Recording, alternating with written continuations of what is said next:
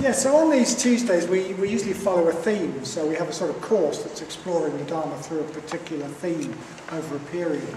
And since September, for those of you who haven't been here before, we've been using the theme of exploring the Dharma through stories and symbols, which might sound a slightly odd way of doing it, but actually stories and symbols can really bring the Dharma alive in the way that, and really relate it to our lives in the way that sometimes no number of lists can do, great as lists are.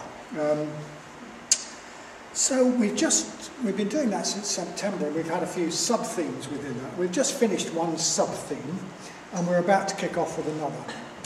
And what we're going to look at for the next few weeks is the Buddhist Wheel of Life. Q. So the Buddhist Wheel of Life is a sort of ancient Buddhist visual aid.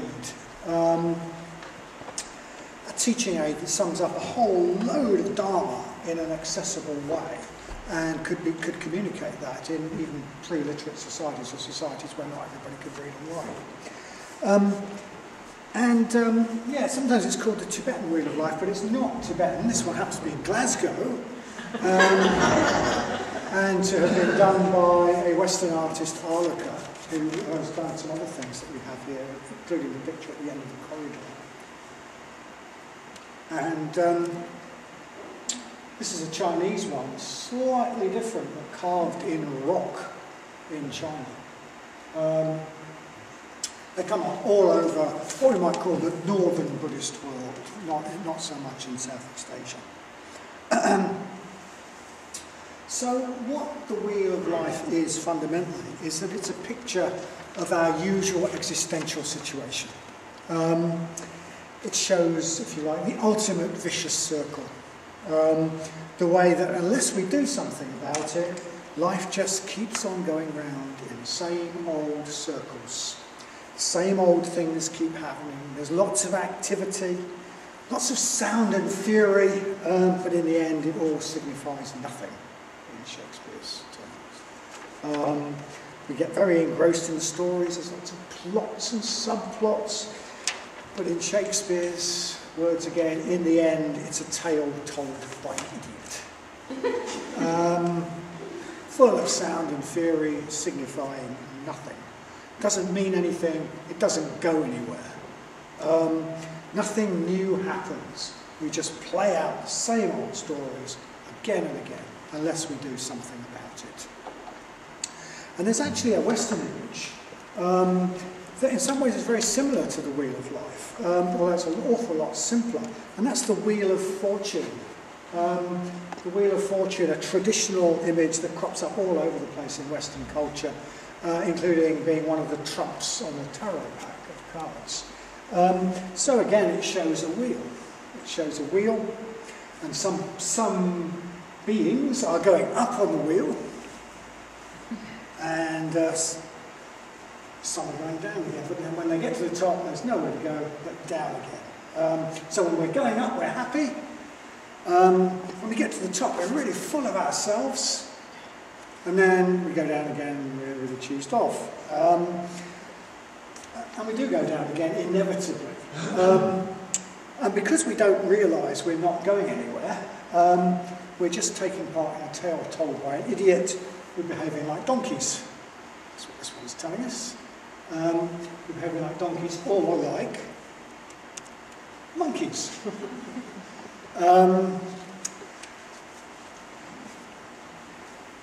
So we might be donkeys or monkeys. We might be donkeys or monkeys with it. I'm really making life very difficult for you. We might be donkeys or monkeys with a crown on our head. But we're still donkeys or monkeys, as long as we're ruled by the wheel. As long as we're aiming for the things that the wheel offers us, rather than something actually meaningful that goes somewhere. So the Wheel of Life, as I've said, describes our usual existential situation. Chasing things that can't give real satisfaction and running away from things that aren't really threatening. Our true well-being, so that we're going round in circles, in a melodrama that we take oh so seriously, but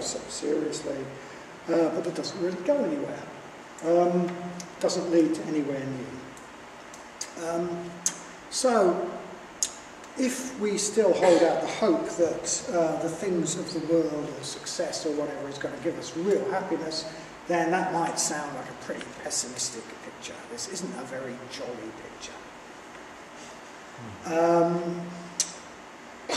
But, I mean, the first step in solving any problem is to admit that it's there, actually, to realise that it's there. And we're not going to improve our existential situation by pretending that we're all happy and lovely and that there isn't a problem. Somebody said most men live lives of quiet desperation. I think that's, you know, who said that? Nobody knows. But anyway, somebody did. And I think that's maybe a little bit extreme. But you know, the world is not full of completely satisfied, fulfilled, happy people. And we're not going to improve that situation by pretending that it's not true. We need to see clearly what the problem is. And the wheel of life doesn't just show us the problem, it also gives us a pretty strong clue as to the solution. And I'll say more about that later. So the wheel of life is a very, very rich image. It's a really rich image. There's an awful lot in it. There's a lot of meaning packed into one picture. And over the next few weeks, we're going to be exploring each part of that image, each part of that symbol in a lot more detail, unpacking all that meaning bit by bit. And what I'm going to try to do tonight is just give us an overview. Just give us a quick cook's tour, a quick run through, talking briefly about the different parts and how they fit together, just sort of giving us a little overview. The first thing to say about the wheel of life is it's a wheel. It's going round and round. And like all wheels, it spins around a hub. I don't know if you can see this, but the hub might be fixed to an axle, and the axle might be what spins the wheel, what gives it the power. And the hub of the wheel of life, in the hub of the wheel of life, if you can see it, there are three animals. There is a cock, a pig and a snake. A cock, a pig and a snake. And these three animals stand for greed, hatred and delusion. And it's greed, hatred and delusion that power the turning of the wheel. That's the axle, that's where the power comes from, that's what spins it round. At the root of the whole problem is the fact that we don't see things as they are. We're deluded.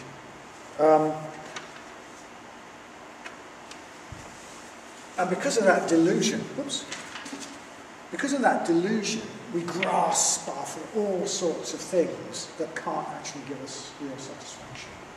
So we end up running on a treadmill of craving, always wanting something, whether it be money, stuff, gadgets, pleasure, status, whatever, always wanting something. And because we're always running on that treadmill, we're constantly distracted from our real task, the task that would give us satisfaction, the task of growing spiritually. So that's usually called greed, so delusion leading to greed. But actually greed is a simplified and rather extreme way of talking about the way we try to fill our satisfaction by grasping at things in the outer world, grasping at things that can't really satisfy us. So from delusion comes greed, or grasping.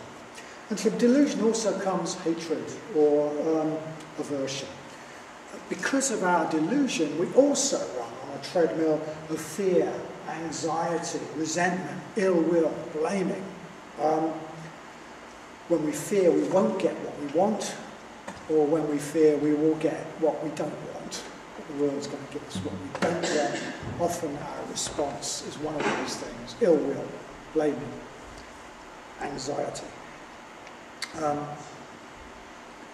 So our delusion also gives rise to pointless aversion, which is usually called hatred, but again that's a rather simplified and rather extreme way of talking about our whole mass of aversion, our anxiety and resentment and irritation and blaming and ill will that can take much subtler forms than hatred. So that's what drives the wheel. Those three animals are powering the wheel. That's the axle the power comes through. Greed, hatred and delusion, the pig, the snake and the cock.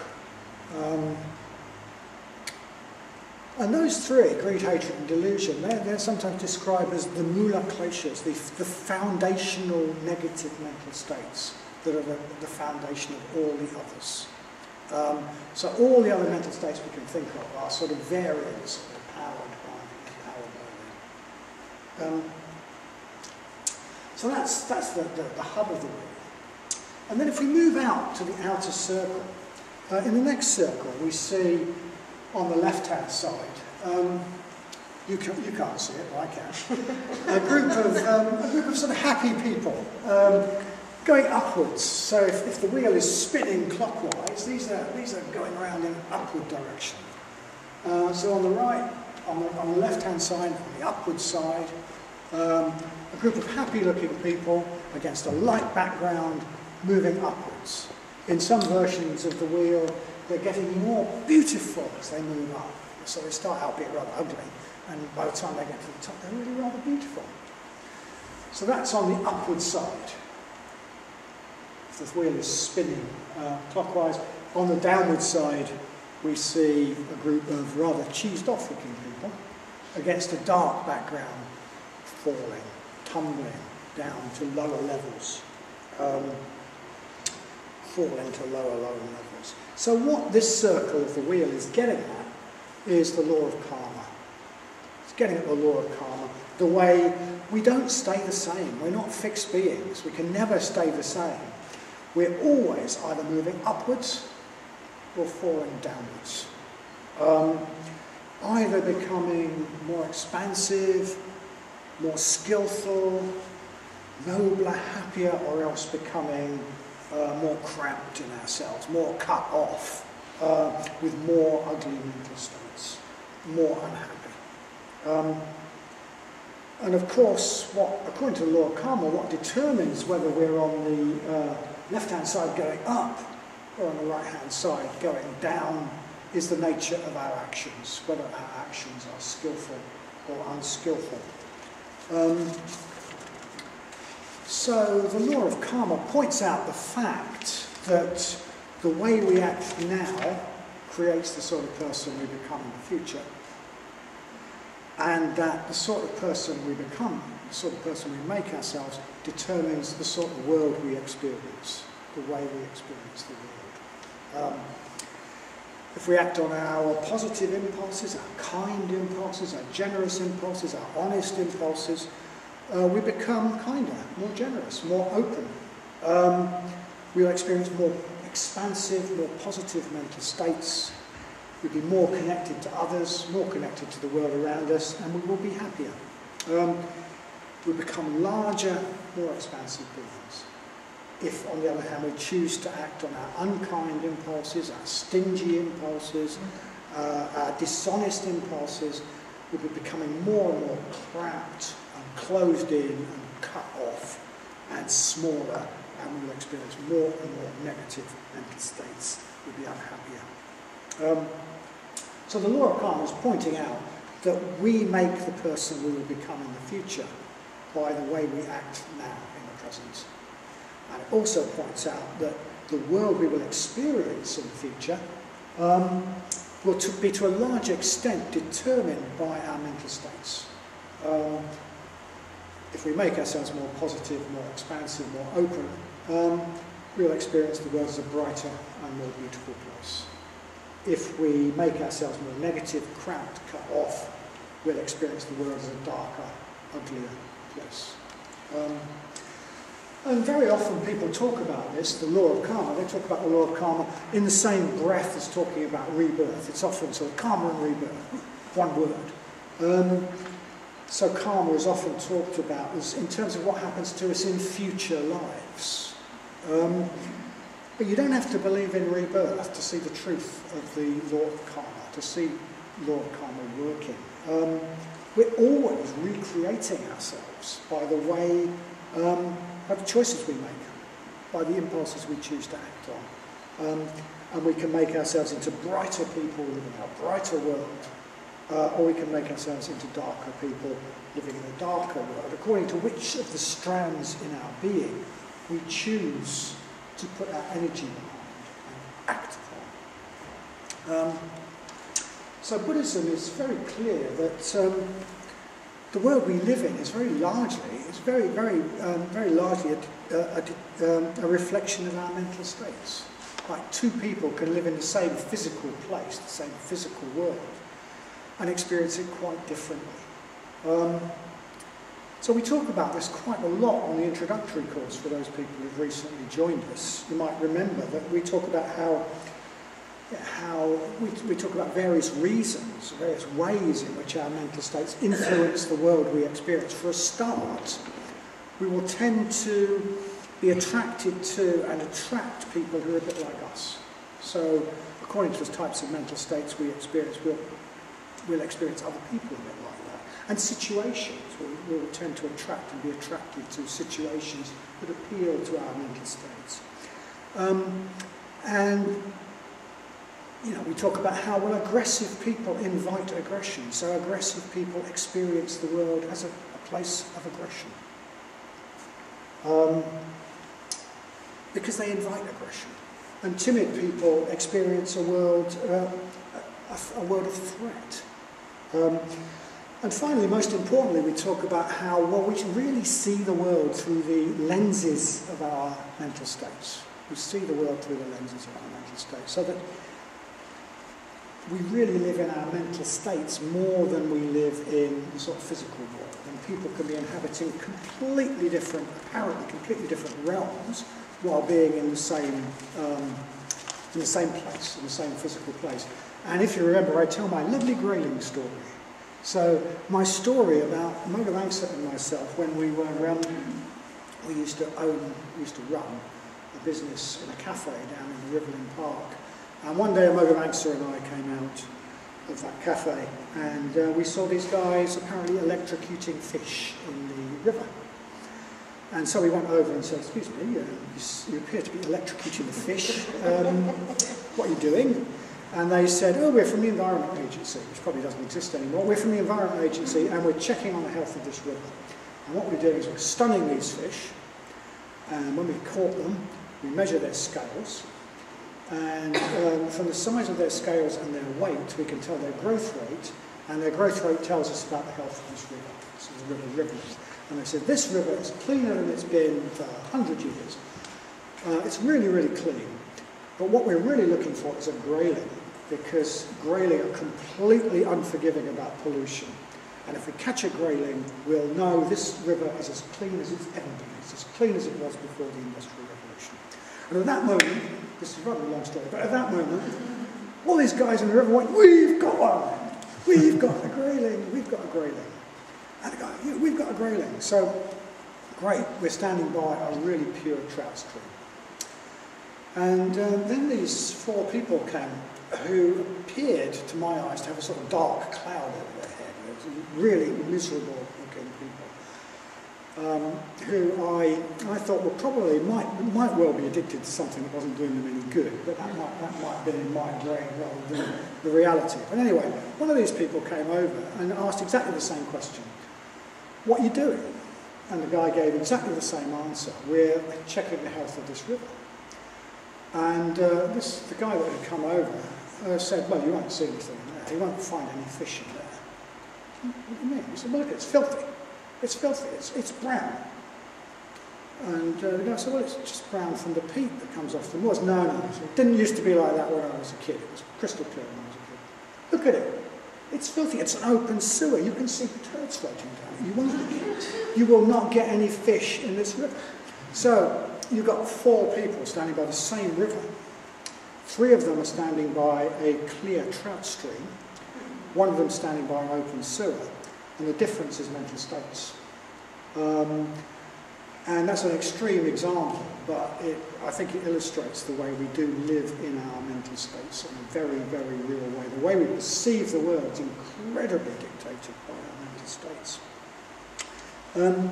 So yeah, the way we perceive the world is a product of the lenses we're looking through. I also remember hearing on the radio, I think it was a travel writer, he was reviewing a holiday resort in this paradisical holiday resort. And he said he realised that this was an absolutely paradisical place he was in. But after about 5 days, he realised he wasn't having that good a time. That he was actually a bit bored and a bit anxious about things and a bit critical of the hotel and da-da-da. And he said he realised at that point that he'd made a big mistake when he was packing, because he packed himself. So, we pack ourselves everywhere we go, don't we? And that's what determines the sort of world we see around us. So the way we act determines the sort of world we live in, the sort of world we experience. We can live in a happy, bright world, a beautiful world, even a heavenly world.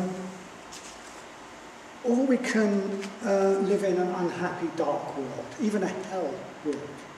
And that isn't any sort of reward, and it isn't any sort of punishment, or any sort of judgment at all. It's just the inevitable workings of the law of karma. And the next circle outwards of the wheel of life describes some of the different sorts of worlds we can create for ourselves. So the next layer out, this layer, pictures what are called the 6 realms. The 6 realms. 6 different states of being, and the way we will experience the world around us if we are in those states of being. So in traditional Buddhist countries, these are often portrayed as actual places we will be reborn. But Sangha Night, the founder of the Tree Road Buddhist community, has pointed out that we don't have to see them like that. We don't have to take them that literally, because they are really states of mind. They are states of being that people in this world experience. We have probably experienced a good variety of these 6 realms ourselves, and on any ordinary day in Sheffield, we could meet people who live in each one of these 6 realms. You can see people on a bus, and from the expression on the face, and the way they're holding themselves, and the way they're behaving, you can have a pretty good guess of which realm they're in at the moment. So I'll have a quick shuffle through these realms, starting here. You can't see that. But if you were here, what you'd see is that this realm looks pretty idyllic. It looks like a David Attenborough documentary. It's this lovely landscape with green grass and hills and all sorts of animals roaming about. It looks like a nature documentary. Lots of different animals in a landscape. So this is the animal realm. And in fact, it's not as idyllic as all that. Because the beings in this realm are just acting on instinctual drives. They're at the mercy of their instincts. They're at the mercy of the present moment. And unless they do something to change that, they don't have any real choice. They've got no choices. They're just doing what their instincts tell them to do. So the beings in this realm, the animal realm, they don't have any sort of foresight, so they're not planning ahead. They're not seeing consequences and acting in a way to be creative and produce good consequences. They're not referring to the past. They're not referring to any sort. They can't refer to any commitments they've made or any precepts. So they're just at the mercy of instincts and at the mercy of the present moment. Because of that, they can't be in the gap. They can't be in the gap. They can't be making creative decisions. So we are in the animal realm. You and I are in the animal realm when we're just acting on our basic animal nature, focused on things like food, sex, comfort, physical well-being. That might seem pleasant enough at the time. We might remember some of these as some of our nicest moments for all I know. It might seem pleasant enough at the time, but the creatures of this world, well, for one thing, they have no chance of getting enlightened unless they get out of this And then they will get old, they will get sick, and they will die. And because they've got no higher culture, no higher perspective, they will have no resources for dealing with that whatsoever. So they're just living in a little temporary bubble. They're at the mercy of all sorts of circumstances and their own drives, and they're also at the mercy of anyone who can plan and think ahead. So it's not a realm that we want to spend a lot of time in, and it's certainly not a realm that's going to lead us to make great spiritual progress or any sort of spiritual progress at all. But there is a way out of each of these realms. The Buddha and the Dharma manages to find a chink in every single realm. A chink of light shines in every single realm, and that's symbolised by the fact that there is a Buddha in each of these realms. To show that much more clearly in this image, there's a Buddha in each of the realms. And this Buddha here is actually not doing what I say, but never mind. Sorry? He's on the other side. He's on the other side. He is on the other side. That's confusing. Let's go back. I wanted to agree with me.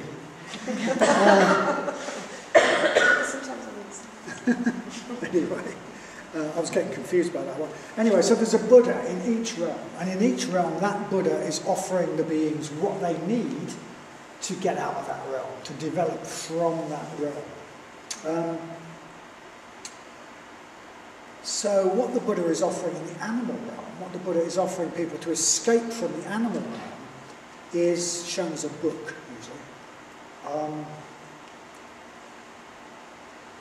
Beings in the animal realm are ruled by instinct. What they need is intellect. What they need to get out is intellect, the ability to stand back and think in a bigger picture, get a bigger picture. Think beyond their instinctual drives, think beyond the present moment. And that's what the book represents. It represents intellect, it represents culture, the ability to think. So if we tend to spend a lot of time in the animal realm, there's a message here for us. We need to learn to think beyond the present moment, defer gratification, plan, be creative. We may need to become more cultured, more refined. Find pleasure in things other than food, sex, sleep, and physical well-being. So that's the animal realm. Moving round, we come to the hell realm. The hell realm. So the hell realm is a realm of suffering, of negative mental states. And as I said earlier, it's not a punishment for anything. Nobody's punishing us. It's just the consequence of the law of karma.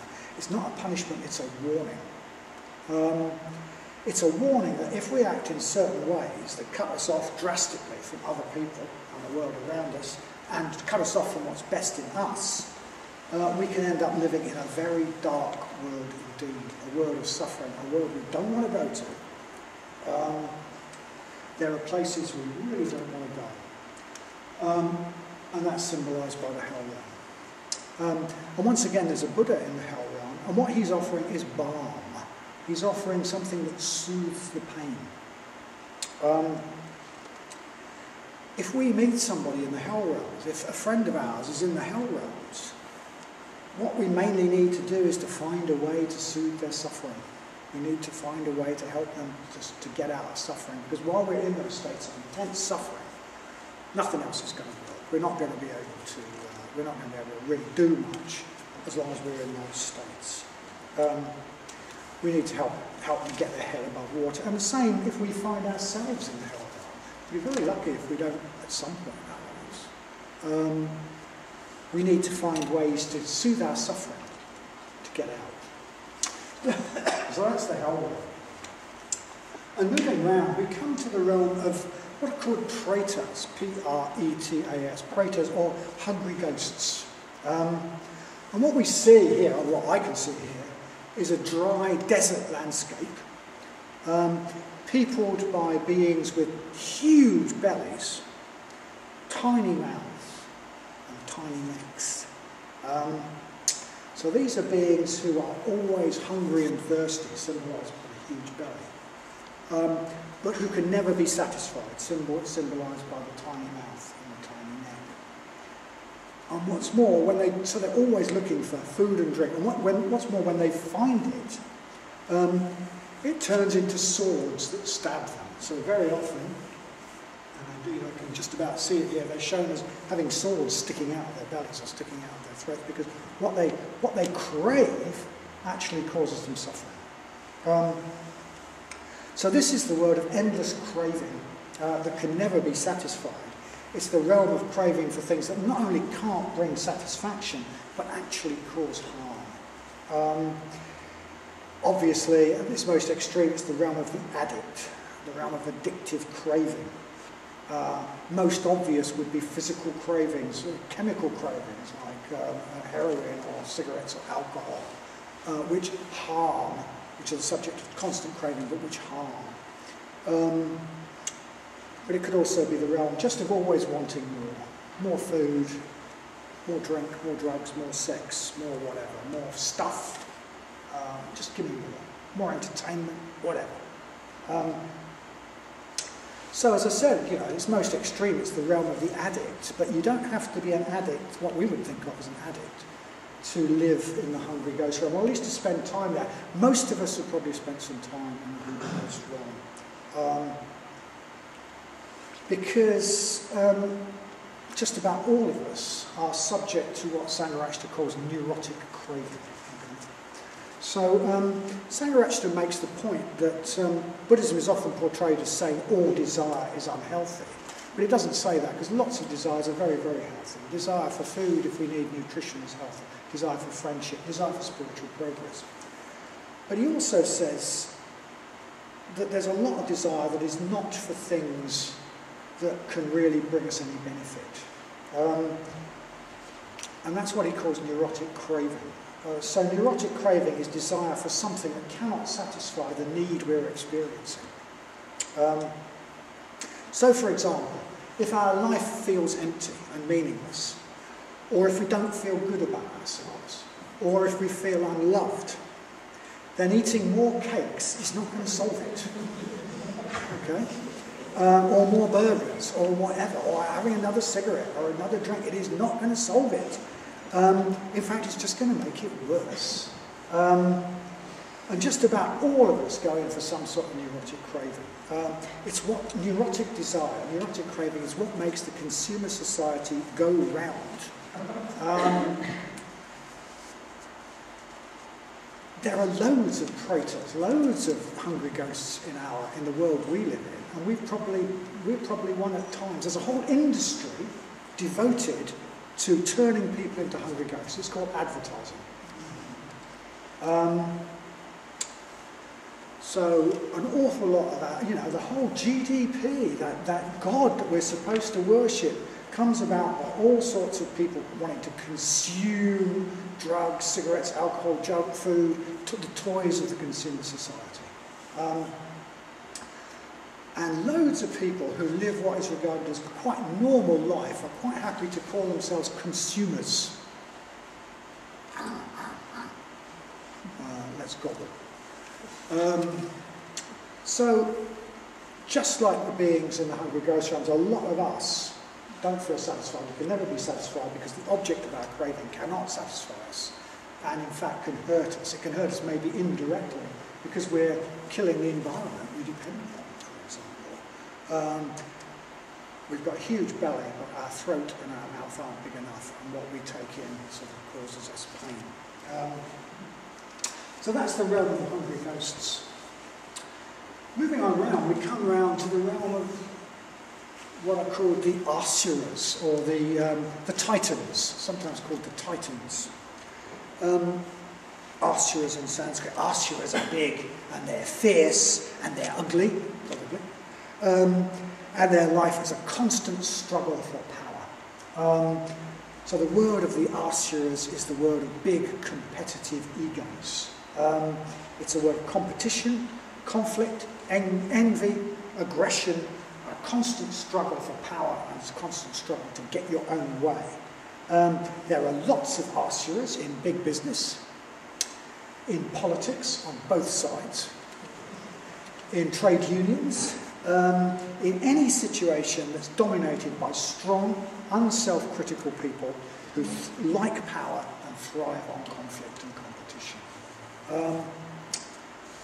So if we're asuras, of course we think that, well, that's right. And, you know, if I'm a successful asura, I've made it, and I will be happy. I can win, I can be powerful, and I can be happy. But the trouble is that to be a successful asura, you have to keep on winning. And that's just not possible. Eventually, every asura loses an election, gets stabbed in the back by the board, is forced to retire, ends up in court, goes broke. Something happens to knock them off their pedestal. And then they become vulnerable, their pride gets battered, and they fall down to a lower world, another state of being. And because they've fallen from what they thought of as quite a high place, because they've got a big ego and a lot of pride, when they find themselves in a humble state where they don't get much respect and nobody takes much notice of them, they suffer a great deal. And when I thought about the downfall of an asura, I was actually minded of a picture I thought of Margaret Thatcher. So there's an asura, topical. She was quite successful asura. And there was a picture of her which was actually quite touching when her cabinet had turned on her and chucked her out. And there was a picture of her, it was just some photographer caught in her car, and she was in tears. The downfall of an asura. You can't always win. So, being an asura might sound like a good deal as long as you can win, but actually, you know, it's doomed. And the Buddha is there in the word of the asuras as well. In the word of the asuras, he holds a sword. He holds a sword. Well, swords, of course, you know, asuras like swords because they like chopping each other up. But the sword stands for wisdom. For an asura, the way to move on is through wisdom. There's a connection between the asuric state and wisdom. Asuras have an affinity for wisdom, rather than, say, compassion, which they might find challenging. So asuras see life as a battle. They want to cut through. They want to cut through obstacles. And they can maybe see it as a battle also against falsehood, cutting through irrelevance, cutting through untruth, having that sort of penetration and clarity. So the Buddha offers asuras the sword of wisdom instead of the sword of fighting each other. And if we are a bit of an asura, then reflecting on the true nature of things, cutting through delusion and irrelevance might be the way we move on. So moving around again, we come to the realm of the gods. Highly refined, beautiful beings. They're not really like gods as we understand them. They're more like, they're a bit like the elves in the Lord of the Rings. They're really beautiful and refined and lovely. And they sort of appreciate really refined things. In the Wheel of Life, they sort of live in palaces, in this park-like landscape. Gorgeous palaces with gorgeous park-like gardens, all enjoying all sorts of heavenly pleasures without any effort whatsoever. And they themselves look very refined and beautiful. Maybe they've got bodies made of light. So the God realm is a realm of refined pleasure, constant pleasure, a world without suffering, at least while it lasts.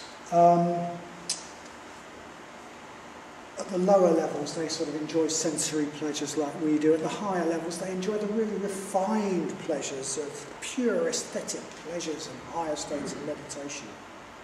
But it's not permanent. Eventually, the gods use up their merit and their good karma. They've got them into that realm, and they fall to a lower, coarser level of existence.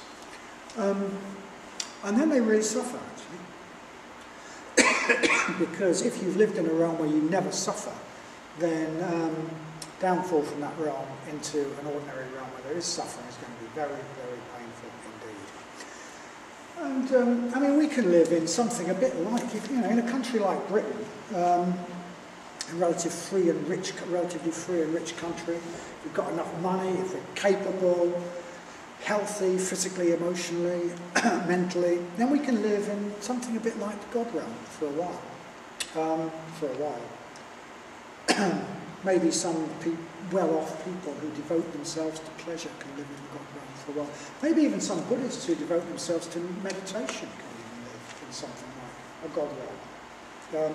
Maybe some musicians and artists can spend time in really refined states of being, a bit like a God realm, feeding off the delights of beauty. So if we make it our aim, we could spend a bit of time in the God realm. A place of constant pleasure when there's very little suffering. But you might be surprised to hear that Buddhism doesn't tell us that that's the goal. It's not telling us that that's the goal. For a start, the God realm is not permanent, and when it ends, we fall back, and we're going to suffer when we fall back. And secondly, you're not going to get enlightened out of the God realm. It's not the place of escape. To get enlightened, we actually need a bit of suffering. So the Buddha also offers something to help beings get out of the God realm. He plays music on a beautiful musical instrument. Of course, the gods aren't going to listen to anything harsh. They need beauty. They need to be appealed to through beauty. But the beauty is also communicating meaning. It's communicating the fact of impermanence. So that's how the Buddha speaks to beings of the God realm, through beauty, but beauty that communicates truths as well. So the God realm is not the goal. Well, isn't that a bit weird? Surely it should be. Actually, the goal is the next, the place we should be aiming to spend as much time as we can is the next one round, which is the human realm. The human realm, the realm of humans. And Sangha makes the point that living in the human realm is actually quite an achievement. It's not something we automatically do. Not all us humans live in the human realm most of the time, and many of us spend quite a lot of our time in one of the other realms, actually, as we might have introspected as we went through. So there is a way out of this wheel. There is a way out of this wheel, the Dharma tells us, and the way out is to be found in the human realm. It is possible to reach a state where we're off the wheel altogether. And the place we can find that is in the human realm. Because in the human realm we have intellect and forethought, unlike the animals. In the human realm we're not lost in terrible suffering like the hell beings. We're not involved in intense neurotic craving like the beings of the Prato realm. We're not involved in intense aggression and competition. We can cooperate with each other. We can get on with each other, unlike the Asuras. We can take responsibility. We can allow others to take responsibility without resenting their authority. There's a mixture of pleasure and pain, unlike in the God realm. We experience great pleasure, but we also experience some pain. And without a bit of pain, we're not going to get anywhere, because why would we want to? Why would we want to? So the human realm is the way out. And actually a lot of our spiritual practice might be about spending as much time as we can in the human realm, getting out of the other realms. Maybe, enlightenment comes later. Maybe we just need to be happy, healthy, ethical human beings. And that's a perfectly decent goal for a while. Because the human realm is the perfect realm for finding the door that leads out of the wheel of life. And the key to where that door is in this very, very enigmatic outer wheel. Do we like the first one? So the outer wheel has got all these really enigmatic pictures. A blind person stumbling along, a monkey picking fruit, a potter, a house, a boat, several men in a boat, somebody with an arrow in his eye, a woman picking apples, a pregnant woman, a couple embracing, a woman offering a man a drink. So what's all that about? What's all that about? It's a bit like Egyptian hieroglyphics.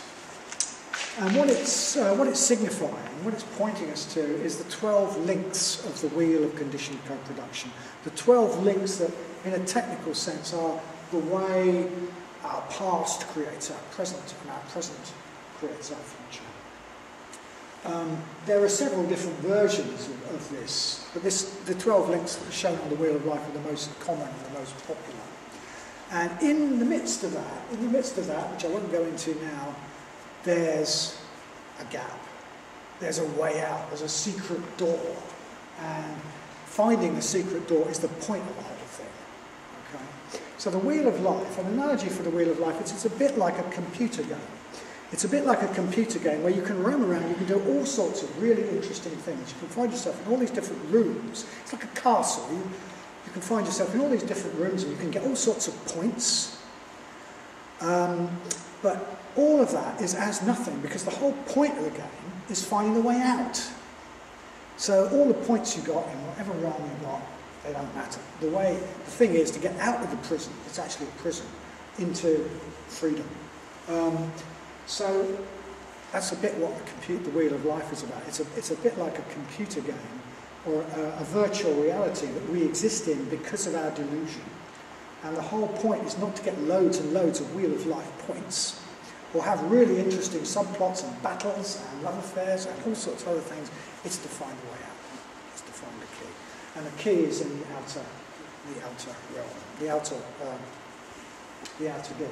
And leading from that, there's something else. There's something other than a wheel. There is a spiral. So I can't show it here, but there's a point on the Wheel of Life where a spiral leads upwards. So it leads to something different, something real can happen. A story that's not just signifying nothing, but really goes somewhere. So all of that is what we're going to be exploring over the next